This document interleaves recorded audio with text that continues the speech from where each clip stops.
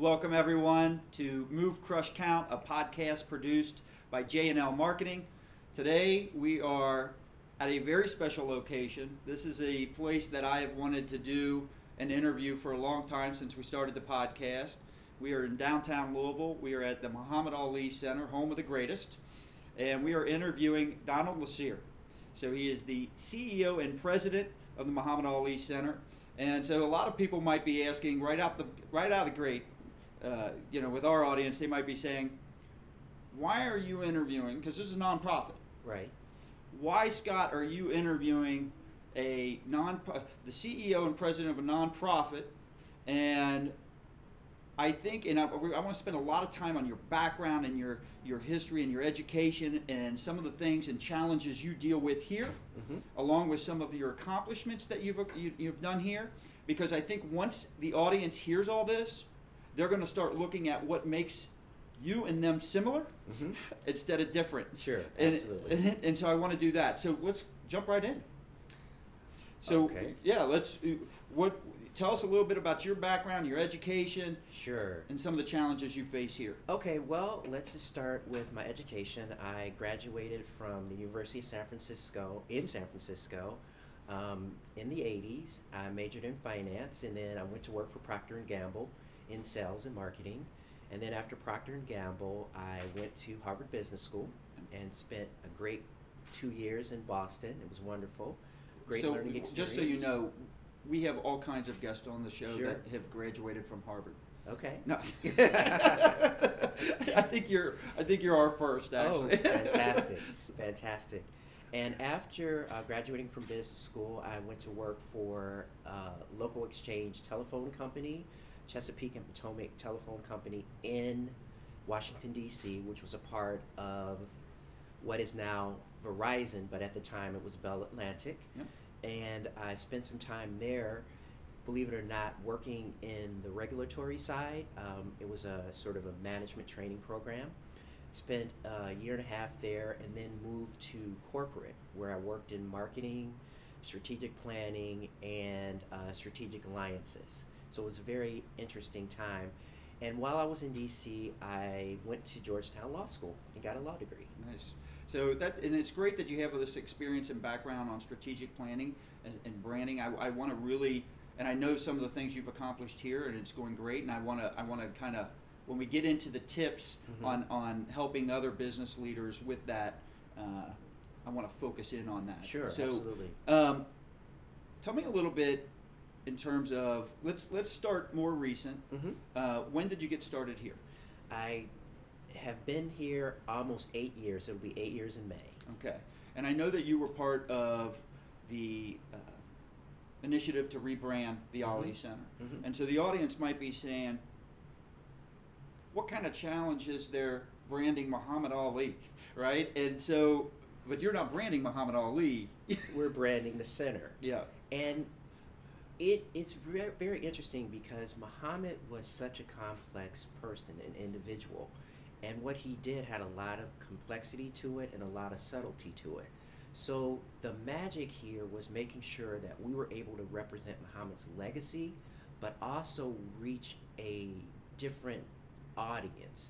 So prior to the rebrand, a lot of folks confused us and thought we were a boxing museum, where we were anything but that. The essence of Muhammad was outside of the ring for the most part. While he was a 3-time heavyweight champion of the world, he really used boxing as a platform to basically become a great humanitarian. So we had to really capture that aspect of Muhammad and move people away from thinking about him as just a boxer. Yeah, I think if let's just take my generation. I'm really after his boxing legacy. So not far after. So, but when I think of Muhammad Ali, I first go to the boxing, only because when I'm a child, and this is in the 70s, right? That's at the tail end of his boxing career, and it's not when he was at his peak in terms of performance. Correct. So really, I became more idolizing, I guess, of Muhammad Ali. He became bigger to me after boxing. And I think That's true for many people in my generation. My story of Muhammad was I became familiar with him during his conscientious objection. Yeah. Before I saw him as a fighter, my community viewed him as more of an activist and someone who really represented our community well and taught us to believe that we could be great no matter what we did. So I never really resonated with the boxing aspect of him until he fought George Foreman in Zaire. Yeah. So that's when I really became familiar and a fan of him as a boxer. But prior to that, it wasn't. It was all the stuff he did outside of the ring. So let's talk. You started here, what year again? 2012. 2012. And so you came in, and part of the rebranding initiative, what were some of the challenges you faced? You already said one, that most Sure. people viewed it or had the initial perception that it was a boxing museum. So what did you do? How did you start changing that? Well, so one of the things we did was we started out with our outward-facing marketing and promotion. Basically, decided that we were going to market to a different target audience. And it's funny, one of the first interviews I gave here in town was with our public radio station, no, public media. Yeah. And I remember the interviewer being perplexed when I said that our target market were women ages 25 to 40. And that was perplexing, but then you have to think about it. We are a museum, and part of what we do and part of our platform is education. So we put a stake in the concrete, if you will, that we were going to focus on our community in terms of educating them about what Muhammad did, but more importantly about activism and social justice. And so when we decided to do that, we consciously said, well, who makes the decisions about who's going to a museum? Yeah. And in most cases, and hopefully this won't come across as being, sexist in any way, shape, or form, but it's usually the woman in the household who makes these decisions about where the family's going to go. Correct. Right? Yeah. And so we Are you marketing to people? Clearly, you're marketing to people outside of Louisville, tourism, Yes, and stuff absolutely. like that. But does that also reach inside Louisville? It does. Okay. It does. Again, so our community, again, it's really interesting. Our community at the time when I arrived here viewed the Muhammad Ali Center as sort of this castle on the hill. It's very interesting. And they didn't recognize that, yes, we do have a lot of, ethereal stuff, if you will, about Muhammad. Yeah. But the most important thing is we have a message that you can be great and you can do great things. And so we just synthesized that down into that as a tagline. And so what we wanted to do was attract the community to the center, but not to learn about Muhammad Ali, the boxer, but learn about Muhammad Ali and the journey that he took and the legacy that he created by helping others, by providing service to others, and inspiring them to do the same. The museum does a great job. I've toured it. So anytime I have guests come in from out of town, we'll talk about some of the Sure. marketing challenges you guys have and what you're trying to create here, because I think it aligns or relates very well with our audience. Mm-hmm. When I tour here, the museum does an outstanding job of mixing in, here I am going through my boxing career, Mm-hmm. but then taking the social side of it as well, and the accomplishments and the challenges that he faced, kind of interweaving all this together. And then you get into a section. I'll let you go into how it's designed out, Sure. but and we'll get to that in a second. But our business leaders, our audience, Mm-hmm. they want to know the challenges they face is they're being commoditized. Mm-hmm. They're being marginalized. The internet, the world wants everything to turn into some type of commodity because it makes things less expensive, right? And so our customers, or our J&L customers, but our Move, Crush, Count audience as business leaders, they sit there and say, all right, how do I get more traffic in? Mm-hmm. How do I rebrand myself? Because a lot of our clients are auto dealers. Mm-hmm. Mm-hmm. there's a lot of them that could use some rebranding. Right. So let's talk a little bit about some of your initial challenges in terms of while you're nonprofit, what you're trying. Let's talk a little bit about your mission so people understand. You still need to raise money here. Absolutely. Absolutely. I mean, we have what's close to a 90,000 foot facility. You think about it, we have all of the utility bills, we have maintenance, we have, for example, we had HVAC issues that we had to solve and invest in. So while we're a nonprofit, any nonprofit who's going to be successful is going to run itself like a for-profit business. Yep. They have to. Before coming here, I was in a very, very competitive outsourcing business that was under the umbrella of a nonprofit. The Muhammad Ali Center itself, we compete for families' disposable income. And so you have to provide a unique experience. And that's what the Muhammad Ali Center is. In essence, when you come through the door, you're going to have a unique experience. You're going to have an experience that's exciting, that's going to be educational, and that's going to be family friendly. And that's extremely important.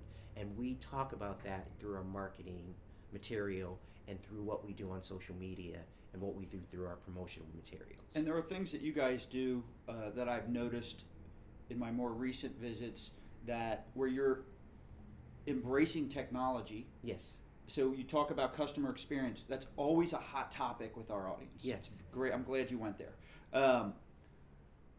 They always want to know, how do I create a better customer experience? I know you've got an app that's interactive when people go through. This is not a typical museum where you just walk through, look at a few things, and walk out. Right. It is interactive. I mean, you've got the speed bags, the shadow boxing against, I mean, the whole thing. And Yes. so talk us a little bit about some of the technology and some of the things you've done to enhance the customer experience. Absolutely. So first and foremost, we have used technology to enhance our customer experience. For example, in our lobby, we have an augmented reality display, right? So if you have an iPhone or Samsung, whatever smart device you have, you get an augmented reality experience. Then on our fourth floor, because we were trying to appeal to a wider audience, we have what we call our story booths, where you can go in and create a video of yourself talking about a red bike moment, which I'll explain later, and what are you fighting for, which is a cause that you're fighting for. And then you can use that video and you can email it to yourself, which is really cool because people post these videos on their own social media. Which helps your exposure. Absolutely. Yeah. And we also have what's called a poster pledge, where you can go in and create a fight poster of yourself, right? But it's not just a fight poster, but it's also creating a message about what you're about, like what you're fighting for, what your cause is. And so we try to get people to understand that they're here for a unique experience, but also, as you said, an interactive experience where they can live a part of Muhammad's legacy, which is extremely important. And so for the people listening that are saying, oh, well, my business is different, it's unique, I don't have the luxury of the brand of Muhammad Ali where people are excited about him and want to learn about him. But you mentioned this earlier. You are trying to find people, your challenge is competing with people for the exposable income. Absolutely. And so you're in a city that a lot of people would not recognize as that being that big of a challenge. You're not in New York, you're not in Chicago, right? But you are in a very hot community for tourism, in the sense that we've got all kinds of distilleries here that Right. people like to come visit. Right. You know, we've got Churchill Downs. Right. You know, we've got the Louisville Slugger Museum. So let's talk a little bit about some of those challenges and how do you, so you've talked about the customer experience. What do you do specifically to help compete against some of that? Well, so one of the things that we have done is we haven't just viewed them as competition. We have viewed them as creating a Louisville experience. Yeah. We're one of the few cities where you can come to, and to your point, hit three very iconic places, Yeah. right? The Slugger, Muhammad Ali Center, Churchill Downs. Yes. So while we do have this bourbon experience. I was going to say, don't forget the bourbon. Yeah, I'm going to say, while we do have this bourbon experience that kicks off at, of course, another museum, a Fraser Museum, Yeah. you can only drink so much bourbon, Yeah. right? And bourbon is for adults. Yeah. Now, let's That's a say good point. we want to create an experience where a family can come to Louisville, and let's say they have teenagers where they can send them to the Slugger, they can send them to Muhammad Ali Center, they can do the Urban Bourbon Trail, and then get together and go enjoy one of our fantastic restaurants, right? Yeah. So we have to appeal to a cross section of people. If you're coming in just for bourbon, right, there's still things you're gonna want to do, right? Yeah. And so coming to the Muhammad Ali Center is one of those things we're hoping that you would want to do. There was a fantastic article, and I can't remember the author's name, but it was talking about folks coming from Florida to Louisville, because it's very cheap flights. One of the airlines, I think you can get here for $50. And all of the wonderful things that you can do with bourbon, but also all of the cultural things that you can do. Yeah. And so we have to make sure that we're appealing to that, the leisure tourist, as well. I love how you have brought all of it and embraced and didn't necessarily view it as competitive as much as the more that's out there actually helps you. Yeah. You have to leverage that, I Yeah. think, especially as an attraction in a city. If you view everyone as a competitor, you know, that's sort of eating your young, if you will, Yeah. if I can use that. Yeah. And so You can say anything on that. if you figure out a way of leveraging what other folks are doing and, you know, using the expression helping all boats rise, Yes. the Belle of Louisville, for example, we're close to that, right? Yeah. And so if you say, okay, let's create this Louisville experience, let's talk about the uniqueness of the city, you know, where the Muhammad Ali Center is a 5-minute walk from the Slugger and a 5-minute walk from the Fraser, and not, you know, a 10-minute drive to Churchill Downs. Well, if you come to the city for 3 days, you can hit all of those, enjoy our great restaurants, enjoy the bourbon, and come away saying, wow. Yeah. And I mean literally, wow. Has, with the Yum Center just a couple blocks down, has that impacted business? It does at times, right? Like when we have NCAA tournaments here. Yeah. We get a lot of folks from out of town with a lot of free time on their hands, Yeah. and they're looking for things to do. And we capitalize on that opportunity. We invite the teams to come. We invite Nice. their fans to come. And they're getting, again, an experience, an inspiring experience. You know, we've had teams that have come here and they're like, wow. So one of the things that you did when you arrived was you started creating a strategic plan. Mm-hmm. So where did you start and why? Because everyone wants and loves the idea of that. Yeah. And then you get started on it. Yes. And I think there's a high percentage of business leaders that have no idea where to start. Mm-hmm. Well, you have to start with who are you trying to attract? Who are you trying to sell to, if you will? And what image do you want to project? That's a great starting point. And what I have found in my career is people get too overly complicated with their strategic planning process. If you keep the main thing, which I'm sure you've heard that before, Yes. that's the most important thing. And for us, it was getting people to understand what we were trying to represent. You know, what part of Muhammad's complex legacy did we want to bring forward? And of course, that was him as a humanitarian. So we started with that. And then we said, okay, who do we want to attract? And so we created what we call this concentric circle approach, where we said, we want to target our community first. Yeah. You want the community saying the Muhammad Ali Center is a great place. Because there's a lot of people that come in from out of town and they're visiting people here. Exactly. So it's when people are coming in from out of town, they say, and we have to plan a weekend. Right. Right? So this is always on my spot. This is always one of my things because I think it's a very unique experience here. Yes.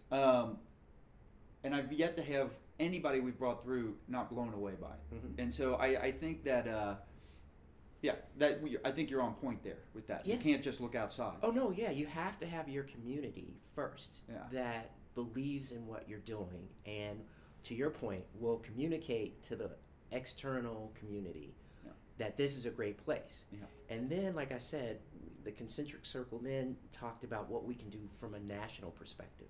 So and it's not just national with no, you. It's the international is correct. the outer ring. We want to communicate to them as well. And so we use a lot of social media to do that. And again, if you get an international visitor from anywhere in the world and they come back and they say, Muhammad Ali Center is great, Louisville is great, and they communicate that to your friend, to their friends, you're going to get more international visitors because I've traveled, and everywhere I go, it's so weird. It's like Muhammad Ali was in a million places at once. I always meet someone, no matter where they're from, that has this unique Muhammad Ali experience, right? It's incredible. So you want to represent that legacy, and you want to do it in a manner in which Muhammad Ali would have been proud of, right? So you have to start there. You have to think about what that message is you want to communicate. And so for us, it was really simple. Muhammad Ali was a great boxer, but more importantly, he was a great humanitarian, and he was a great global citizen. Yeah, it's funny when you say everyone's got an experience. You can't walk in Louisville. I feel like he's met every single person in the city. It's amazing, isn't it? Yeah. I mean, everyone has a story about meeting him at least one time. He was not, he's very present. He wasn't this guy that just kind of, that's even through the illness at the end, he was still that way. So I think it's outstanding. But what has to happen for you to know that the Muhammad Ali Center is successful in accomplishing its goals? Now, clearly you got goals and we hit it, but I want you to expand on that. Well, so our goal is to continue to grow the number of folks that visit the center. And we've been doing that. We've been on an upward trend for about 5 years. And we have a long-term goal, if you will, a 5-year goal, of doubling the number of folks that come into the center. It's a big objective. It's a very big objective. We think it's attainable because we are so locked into Louisville tourism and the DNA of the city, and the fact that our mayor has proclaimed us to be a compassionate city. And so people come here expecting a compassionate experience. And so we are that. Yeah. Not only are we that, we also are a great representation of what it means to be a global citizen, what it means to look for things that unite people. And that's what Muhammad Ali really represented. He didn't meet a stranger. When you talk about him knowing meeting everyone, he met, and the unique thing about Muhammad is when you were with him, you were with him. He focused on you. And so we use that here at the center because we focus on you, the individual. So everyone that comes here has a unique experience, right? Yeah. And when you talk about your dealerships, when you go into a dealership, you want to have a unique experience. That's right. You want it to be different from the dealer down the street. And so that's one of the things I think your audience can take away from this conversation is making sure that they're focusing on that one person. That's a great point. And then when you bring up the similarities or how it relates when you talk about starting here within the city and the community, all right, to grow your message, they should be looking at their own customer base and their previous customers. How do we get our previous customers talking and feeling about us the way we really want to be perceived? Yes. Right? Yes, absolutely. So it's outstanding. My story, by the way, it's not as good as I'm sure you've heard a lot because it's very brief. This was a couple years before he passed. Lonnie was wheeling him. It was in the airport. So I'm walking up from one of the terminals up to the Starbucks, and he's being wheeled on the opposite side of the terminal down the hallway. And so I looked up and I saw him, and I'm like a kid. So I've probably got 3 people in my life that I would be that way with. Muhammad is one. Bruce Springsteen would be another. and so I'm sitting there, and I just look, and at this point he can't really move much. But we caught eyes.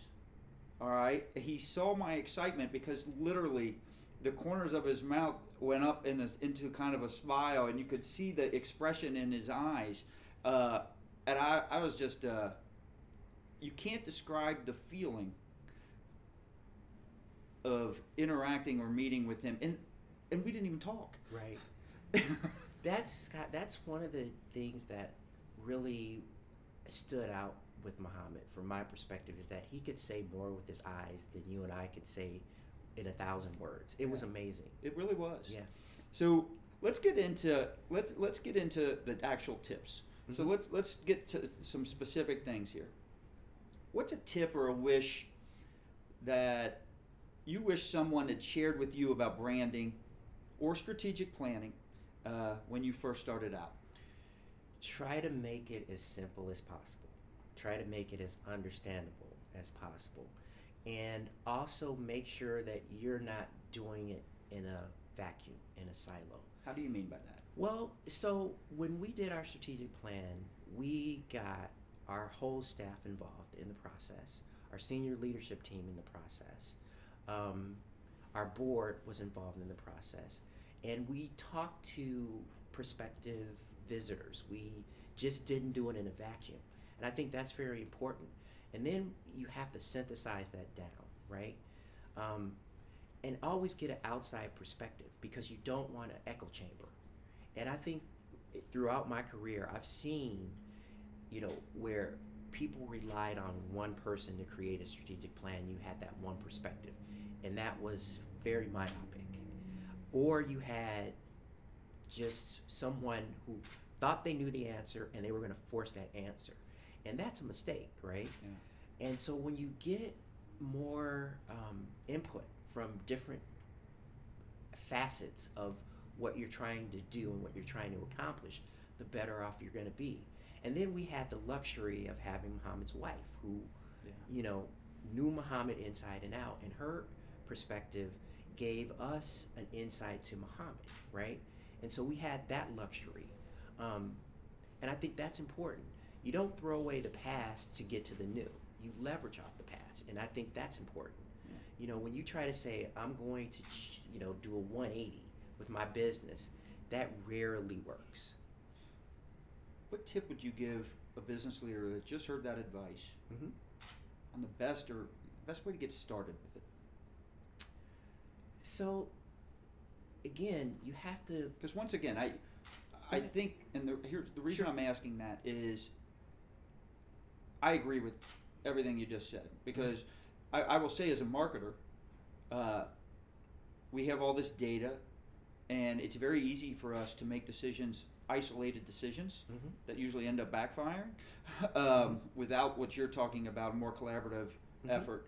And so, and it's so easy to not keep it simple. Right. Because you get into this weeds and you overanalyze and you overcomplicate things because you want things to be so perfect instead of just getting started. Right. And so that's I guess that's where I'm going with that question. What's the best way to just get started with this? Well, again, you have to have an overarching goal. What is it you're trying to accomplish? And of course, given that our audience is in for-profit, of course, we want to make money. Yeah. Well, okay. Everybody wants to make money. Everybody needs to make money, or revenue, or whatever you want to call it. But what is your unique message? Yeah. Find that. You start there. You have to be unique. You have to say, what differentiates me from the guy down the street or the woman down the street? What's the differentiator? And for us, we had it. We had Muhammad's 6 core principles. So that undergirded everything we do, right? Yeah. And so when we talk about Muhammad, we put him in the context of his 6 core principles, because that guides us. And so we started there. And how do you leverage out from there? That's outstanding. So talk to us a little bit about a cool tip that you figured out or discovered with strategic planning that would really help business leaders accomplish their goals. So every business has goals. Not a high percentage always hit them. So what's your strategy with that? Well, first you have to set reasonable goals, which is extremely important. Accomplishable goals, stretch goals as well. But when you're setting goals, right, if you're a $10 million revenue business, You can't set a goal that says in a year I'm going to be a $50 million revenue business, right? Because then you're going to be scrambling. You want to set a goal, that an overarching goal for your organization that's attainable within the time frame in which you set it, so that you're not surprised, right, by the end results. And I think a lot of folks, when they're setting goals, sure, you want to do the best you can, but you don't want to create a goal or set a goal that will be devastating to your business if you don't hit it. Right. Or be devastating to your business if you do hit it. Well, because that is possible, right? Yep. You may not have the capacity to handle the increase. If you're not hitting goals, it can have an impact on your culture and morale. Yeah. Yeah. So yeah, that's a good point. What do you think a secret every business leader needs to know when it comes to accomplish their goals? So you talk about setting reasonable ones in this, but what's your secret? Well, the one thing, and I don't think it's a secret, is from a leadership perspective, you never accomplish a goal alone. Yeah. So you have to give attribution to all of those individuals that help you accomplish that goal, right? Yeah. And a lot of people who are in leadership positions have these super big egos, and they don't want to recognize that they're not getting there by themselves, right. That it is a bunch of people who are helping them achieve that goal.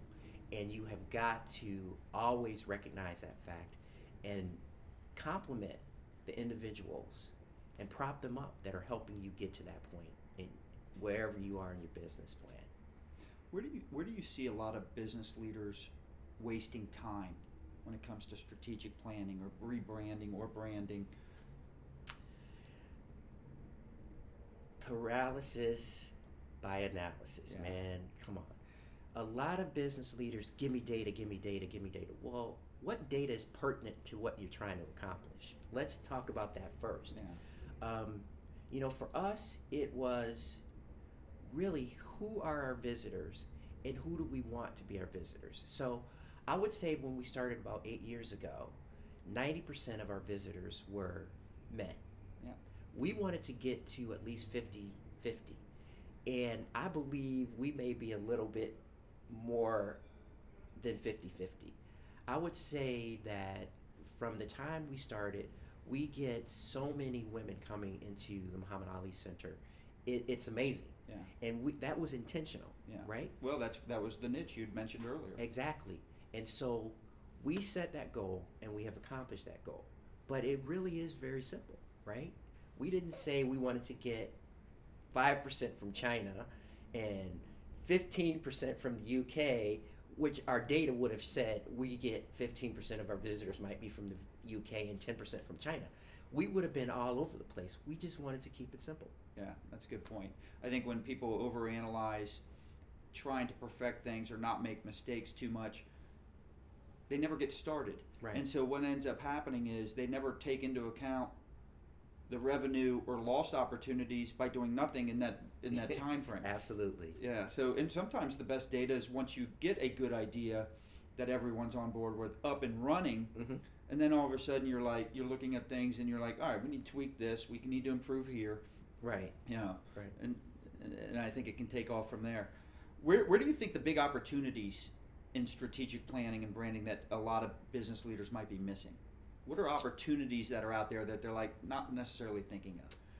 Because you worked with consulting firms as well, yes. So this isn't something that, I'm only limited to my experience at Muhammad Ali. You've done this for most of your life. Right. Yeah. Well, and so a lot of missed opportunities are, okay, so you can box yourself or pigeonhole your organization to, okay, I'm only going to look at this particular market segment. Right? I've seen that happen. Or you try to overcomplicate what it is you're doing, right? And you may miss a opportunity that's right in front of your face. So my advice would be really think through what you do best, right? And how you can leverage on what you do best. And don't worry about the things that you don't do well, because if you focus on the things that you can do well, that gives you an opportunity to maybe take what you do well and move it into another market segment, for example. Yeah. Right? That's outstanding advice. That's do what you do great. Yep. Yeah. All right. Is there anything I have not asked you about strategic planning or branding that you feel is important that the audience needs to hear? Scott, I think you have covered the gamut. Fantastic. You're probably like, enough with these questions. All right. I want to thank Donald for joining us on Move, Crush, Count. Outstanding job. I am confident that the audience should be able, instead of sitting there and thinking, how does this not relate, easily understands how this relates to them, because I think we touched on a lot of the challenges they face every day. I also want you to talk a little bit about the AliCenter.org, what people can do if they visit Louisville, and they also, for the local people, we have a local audience as well, and I know you do a lot of event stuff. Our company, we have had our Christmas party here 2 or 3 times, so right. Outstanding venue on the top. That's the only event space I know, so I'll let you kind of... Yeah, so Scott, you asked about some of the unique things that we do here at the center to celebrate Muhammad's legacy. Well, so 8 years ago, we started what's called the Muhammad Ali Global Humanitarian Awards. And the magic with those awards is that we look for individuals under the age of 30. 6 of them. So I'm out. Yeah, well, I'm out. I've long been out. But these individuals are doing great things in their community. And the reason why we picked the under 30, if you look at Muhammad's life, he burst onto the world stage as heavyweight champion in his early 20s. Yeah. He made his conscientious objection in his middle 20s. So he was making big life decisions at a very young age. And inspiring people at that young age. So we want to have young people inspire young people as well as older folks to go out and do great things in their community. So the Muhammad Ali Global Humanitarian Awards, September 24th this year. Okay. We also celebrate Muhammad's legacy with what we call the Muhammad Ali Festival. And if you recall, during the week of his passing, the world emerged on Louisville. It was an unbelievable experience. Yeah. And we try to not replicate that experience because it can't be replicated, but we try to keep that experience of unity alive with the Muhammad Ali Festival. I think unity is a great word. Thank you. You could feel it in the city. You could. There was a 2-week stretch where it was like, you can't really describe it. I don't know how to put it in words. We try to keep that going with this festival. Last summer, we had 7,000 people in one day visit the center. They brought their kids, and it was because we basically had a mini carnival, but more importantly, we were able to have people come that had never been here before because it was unaffordable. So we didn't charge that day, and people were able to come. Well, we haven't picked an exact day for this coming summer, but it will be on our website. Yeah. And we encourage people to come out and celebrate with their families, friends, the legacy of Muhammad Ali, and again, celebrate those things that unite us as people. Yeah. Here at the center, we do a lot of things. You mentioned events. We have, I think, some of the best event space in Louisville. So that's if you want to do a wedding, if you want to hold a party, if you want to have a business meeting, this is the place to do it. But also, we have an outstanding museum, and it's changing. And that's what a lot of people don't understand is that our center, our museum, changes on a regular basis. For example, we have a temporary exhibit now that talks and deals with the integration of the University of Kentucky. It's about Lyman T. Johnson, who was one of the first African Americans, if not the first African American, to attend the university, and how he really helped the university integrate and become a more diverse institution. So we do things like that. We have an exhibit called Shining a Light that we do every year, which focuses on women's issues, women's global issues. We have programs that deal with social justice, that we teach kids how to be activists in their community and do it the way Muhammad Ali would have done. So say that's one of the missions. Absolutely. So this center in and of itself is an inspiring experience. So come on down if you're from Louisville, if you're from anywhere in America, if you're from anywhere in the world, come to Louisville, see the Muhammad Ali Center, and you will have a unique experience. And I'll add to that, you know, I'm in an industry where there's a lot of off-site meetings and events. I think this is an outstanding, because I have seen your auditorium. If I'm a company and I'm looking for a venue that's not necessarily right in my office, right? I think it would be outstanding to come in here, do your meeting, and like you said, enjoy the experience and create something that's not just, oh, I've got to go attend another meeting, right? Right. And create a unique experience for somebody, whether they're in Louisville or out. Yeah, and honestly, if you do that, that is a way to accelerate your strategic plan, because you don't just want to be thinking about what your business is. You may want to give your guys and young women and women an opportunity to experience greatness outside of their organization, right? And see what greatness looks like, feels like, what the experience of greatness is, and then bring that back and have discussions about what it takes to be great. That's a great point, and I bring that up a lot. Is I think the best breakthroughs come when we keep our eyes wide open, and we recognize what is similar about other industries to our own, and apply them to our own business applications. So I just think that is outstanding advice. You'll be able to get all the information on this episode at move.crush.count. We will also be putting the alicenter.org on our site as well, so people can access it easily. Is there, but I highly recommend that you do a search on that and you look it up as well. So outstanding, Donald. Thank you. Thank you. All right.